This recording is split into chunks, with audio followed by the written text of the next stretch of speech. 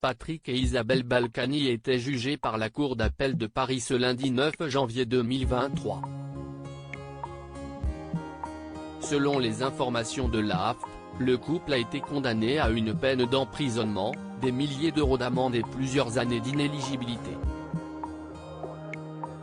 Patrick et Isabelle Balkany sont désormais fixés sur leur sort. Pour rappel, les anciens édiles de Levallois-Perret sont définitivement condamnés à 3 ans d'emprisonnement ferme et 10 ans d'inéligibilité, depuis mars 2020, pour fraude fiscale. Une première peine qu'ils purgeaient sous bracelet électronique, avant que la mesure ne soit levée en février dernier. Après avoir passé 5 mois en prison entre 2019 et 2020, l'ex-maire de la ville des Hauts-de-Seine a été de nouveau placé derrière les barreaux pendant 6 mois. Par ailleurs, Patrick et Isabelle Balkany ont été condamnés à 5 et 4 ans de prison, 100 000 € d'amende chacun et 10 ans d'inéligibilité, pour blanchiment aggravé de fraude fiscale et déclaration mensongère à la Haute Autorité pour la Transparence de la Vie Publique, HATVP.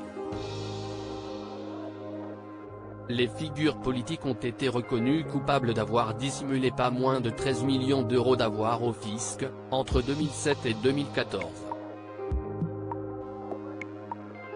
La Cour d'appel de Paris vient de se prononcer, dans le cadre de ce deuxième volet.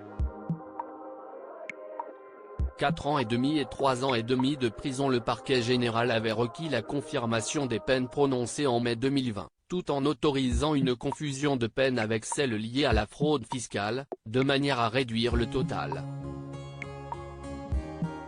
Quant à la défense, elle avait demandé un allègement des sanctions à 3 ans de prison. Finalement, le couple Balkany a été condamné à 4 ans et demi pour lui et 3 ans et demi de prison pour elle, 100 000 € d'amende et une décennie d'inéligibilité, en appel ce lundi 9 janvier 2023, rapporte l'AFP. La juridiction a en outre ordonné une confusion totale de ces sanctions avec celle de 3 ans d'emprisonnement ferme prononcée dans le volet fraude fiscale de l'affaire Balkany, précise l'agence française de presse. Des condamnations qui ne devraient néanmoins pas les faire retourner derrière les barreaux. En revanche, la confiscation de leur moulin de Giverny est confirmée.